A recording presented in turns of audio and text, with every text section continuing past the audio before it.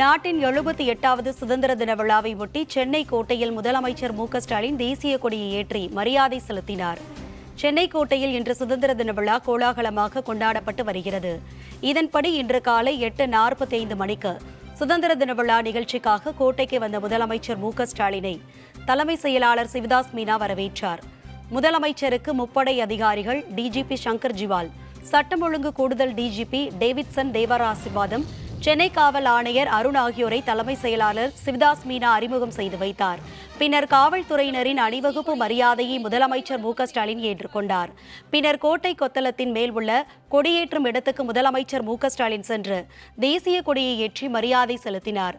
தொடர்ந்து தமிழக மக்களுக்கு சுதந்திர தின உரையை நிகழ்த்தினார்.